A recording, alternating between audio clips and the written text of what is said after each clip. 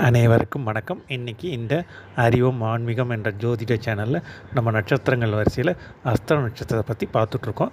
இன்றைக்கி நம்ம பார்க்க போகிற தலைப்பு எப்படி அப்படின்னா, அஸ்த நட்சத்திரம் பிறந்ததற்கான காரணம் என்ன, ஒருவர் இந்த நட்சத்திரத்தில் பிறந்திருக்காங்கன்னா அதுக்கான காரணம் என்ன அப்படின்ட்டு ஒரு நட்சத்திரத்துக்கு இருக்குது. நம்ம இன்றைக்கி முதல்ல அஸ்த நட்சத்திரத்தை பற்றி பார்க்கலாம். சரிங்களா? இந்த அஸ்த நட்சத்திரம் மொத்தம் பண்ணால் 4 பாதங்கள் இருக்குது. அதேமாதிரி எல்லாருமே ஒருத்தரும் ஒரு பாதங்களில் பிறந்திருப்பாங்க இல்லையா? 4 பாதங்கள். ஸோ 4 பாதங்கள் பிறந்தவங்களோட வேறுபாடுகள் என்ன, அதனுடைய காரணம் என்ன, முக்கியத்துவம் என்ன, அதெல்லாம் இன்றைக்கி நம்ம இந்த நட்சத்திர பதிவுவால் பார்க்கலாம். சரிங்களா? இந்த அஸ்த நட்சத்திரம் அப்படின்றது பார்த்திங்கன்னா சந்திரனோட நட்சத்திரம்.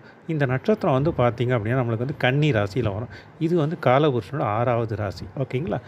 அந்த ராசி. ஓகேங்களா? இப்போ இந்த நட்சத்திரத்தை பார்த்திங்கன்னா இந்த அஸ்த நட்சத்திரத்தில் முதல் பாதம் பார்த்தோம் அப்படின்னா உங்களுக்கு மேஷ ராசியில் வரும்.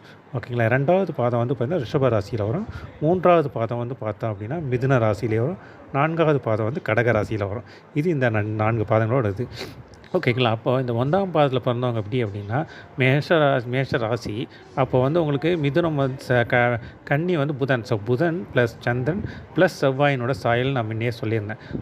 அப்போது இவங்க இந்த ஜென்மத்தில் இந்த நட்சத்திர பாதத்தில் பிறந்ததுக்கான காரணம் என்ன அப்படின்னா, போன ஜென்மத்தில் இவர்கள் இந்த 1ஆம் பாதத்தில் பிறந்தவர்கள் பெண்கள் உடன்பிறப்புகள், சகோதரர்கள் சொல்கிறாங்க, இளைய சகோதரர்கள், அதுக்கப்புறம் பார்த்திங்கன்னா பெண்கள், அப்புறம் லைஃப் பார்ட்னர்ஸு, மற்ற பெண்கள் இவங்களுக்கெல்லாம் நிறைய தவறுகள் நிறைய செய்திருப்பாங்க.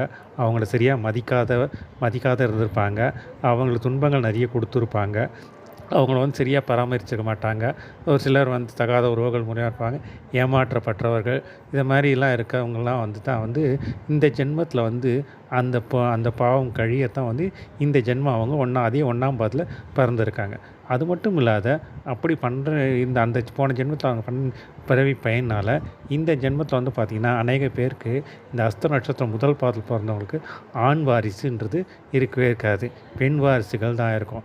இதனுடைய தாத்பரியம் என்ன அப்படின்னா, இவர்கள் பெண்களை மதிக்காததுனால இந்த ஜென்மத்தில் அவர்கள் இவர்களை மதித்து போற்றி பெண்களை மாற்றி அந்த ஜென்மத்துக்கான பாவத்துக்கான கடனை தீர்ப்பதற்காகவே கடவுள் இந்த ஜென்மத்தில் இவர்கள் இந்த பிறப்பை கொடுத்துருக்கார் அப்படின்னு சொல்லலாம். அதனாலே இந்த நிறைய பேருக்கு இருக்காது. சரி, இதுக்கு என்ன பரிகாரம் அப்படி பண்ணலாம் அப்படின்னா, இந்த 1ஆம் பாதத்தில் பிறந்தவர்கள் இந்த ஜென்மத்தில் இவங்க என்ன பண்ணலான்னா சூரிய நமஸ்காரம் செய்யலாம் சண்டேஸில். அப்படி சண்டேஸில் சூரிய நமஸ்காரம் செய்யும்போது அது மட்டும் இல்லாத அன்றைக்கி அசைவ உணவு சாப்பிட்றத இவங்க தவிர்த்துறது நல்லது. இந்த ஜென்மத்தில் இவங்க பெண்களுக்கு, மற்ற உறவினர்களுக்கு எல்லாருக்கும் உங்களுக்கு நன்மைகள் நிறைய செய்யணும். அவங்கள போற்றி புகழணும், மதிக்கணும். அதுக்காகவே இந்த இது இருக்குது. காயத்ரி மந்திரம் சொல்லலாம். அது மட்டும் அந்தணர்களுக்கு தான தர்மங்கள் செய்யலாம். இதெல்லாம் செய்ய இந்த ஜென்மக்கான பாவத்துக்கான நிவர்த்தி கிடச்சி இந்த ஜென்மம் கடைத்தேற வழிகள் அதிகமாக இருக்குது. இது இந்த 1ஆம் பாதத்தில் பிறந்தவர்கள். சரிங்களா? அடுத்தது இப்போ இந்த 2ஆம் பாதம் ரிஷப ராசியில் வரும். இவர்கள் போன பிறவியில் உத்தமர்கள், நிறைய செல்வங்கள் எல்லாம் நல்லா சேர்த்து வச்சுருப்பாங்க. சேர்த்து வச்சுட்டு இவங்க என்ன ஆகணும்னா இவங்க சத்தியலோகம் வரைக்கும் போயிட்டு வாசற்படி உள்ளே போக முடியாது, வெளியே வர்றதுக்கான காரணங்கள்னா இவர்களும் பார்த்தேன் அப்படின்னா பிறன்மனை நோக்க, அதாவது பல பெண்களை ஏமாற்றினாலும், தகாத உறவுகள் முறையினாலும், மேலும் சூதாட்டம், சில இல்லீகல் பிஸ்னஸ் நம்ம சொல்கிறீங்களா, அந்த மாதிரி இதெல்லாம் இது மாதிரி பண்ணிடுறதுனால இவர்களுக்கு அங்கே அந்த ஜென்மம் இந்த ஜென்மத்தில் இவர்களுக்கு திரும்பி பிறக்கிறதுக்கான காரணம், இந்த பாதத்தில் பிறப்பதுக்கான காரணங்கள் அதிகமாக இருக்குது. செல்வ வளங்கள் இருந்தாலும் இவர்களுக்கும் அநேக பேருக்கு பார்த்திங்க அப்படின்னா ஆண் வாரிசுன்றது இருக்காது. பெண் வாரிசுகள் தான் அதிகமாக இருக்கும். ஸோ இவர்கள் என்ன பண்ணலாம் அப்படின்னா, இதுக்கான காரணம் இந்த ஜென்மத்தில் அவங்க போன ஜென்மத்தில் பாவத்தை இது பண்ணுறா இந்த ஜென்மம் அப்படின்னு எடுத்திருக்காங்க. எல்லாருமே அவனுடைய இது தான். ஓகேங்க? அதனோட தொடர்ச்சி தான் இந்த ஜென்மம் அப்படின்றது. ஓகேங்களா? இந்த ஜென்மத்தில் இவர்கள் பெண்களையெல்லாம் மதித்து நீதி நேர்மையோடு இருந்து, நியாயமாக இருந்து, நெறிமுறைகளை கடைப்பிடித்தார்கள் அப்படின்னா இவர்கள் வாழ்க்கையில் இந்த ஜென்மம் கிடைத்தேற வழி இருக்குது. மேலும் இவர்கள் ஞாயிற்றுக்கிழமையில் சூரிய நமஸ்காரம் செய்யணும். ஓகேங்களா? அது மட்டும் இல்லாத அந்தணர்களுக்கு நிறைய தான தர்மங்கள்லாம் இவங்க செய்யணும். இவங்க சம்பாதித்த 8ல் ஒரு பங்கு அப்படின்றத இவங்க தான தர்மங்கள், கோயில் குளங்கள், சாதுக்கள், இவங்களுக்கு எல்லாம் இதெல்லாம் செய்ய இவங்களுக்கு இந்த ஜென்மத்தில் இவங்களுடைய போன ஜென்மம் செய்த பாவங்கள்லாம் தீர்ந்து இந்த ஜென்மத்தில் பாவங்கள் எதுவும் நடக்காமல் இருக்குது. அடுத்த ஜென்மம் புண்ணியம் கிடைக்கிறதுக்கு வாய்ப்புகள் அதிகமாகவே இருக்குங்க. இது இந்த 2ஆம் பாதத்தோட சிறப்பு. ஓகேங்களா?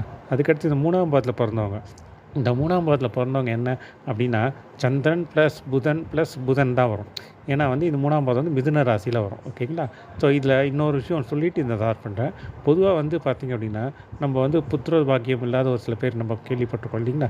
புத்திர பாக்கிய அமைப்பு இல்லாதவர்களுக்கு, அது மட்டும் இல்லாத காதல் திருமணம் நிறைய செய்வாங்க இல்லையா? லவ் பண்ணுறாங்கன்னு சொல்லிட்டு, அவங்க வந்து சில பேர் சேருவாங்க, சில பேர் சேர மாட்டாங்க.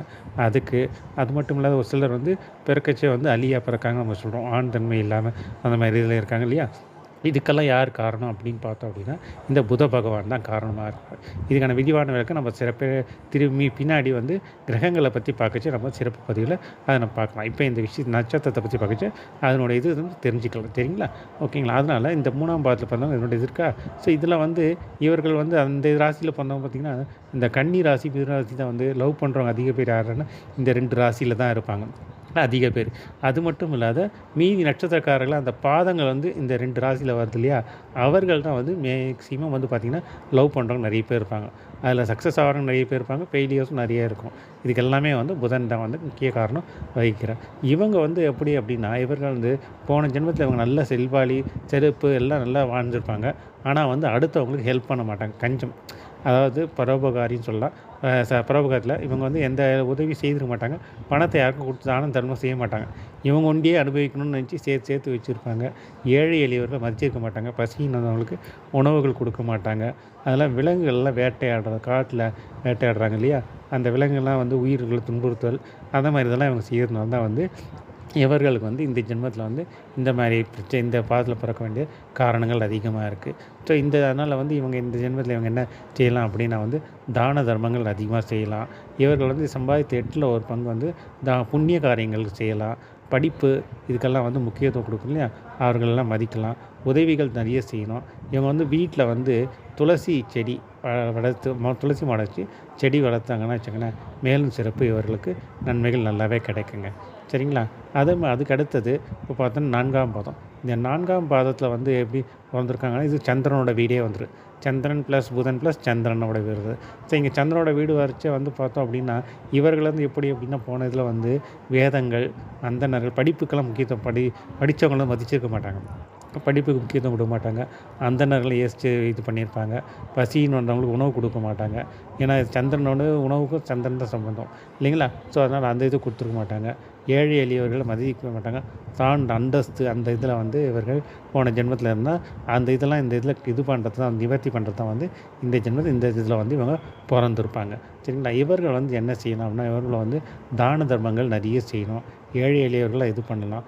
முடிஞ்ச வரை இவங்க வந்து கோதானம் செய்யறது ஒரே ஒரு பசு தானம் சொல்கிறோம் இல்ல, அது நல்ல இதில் வந்து கோதானம் ஒன்று செய்யறது மேலும் சிறப்பு இவர்களுக்கு தெரியும்.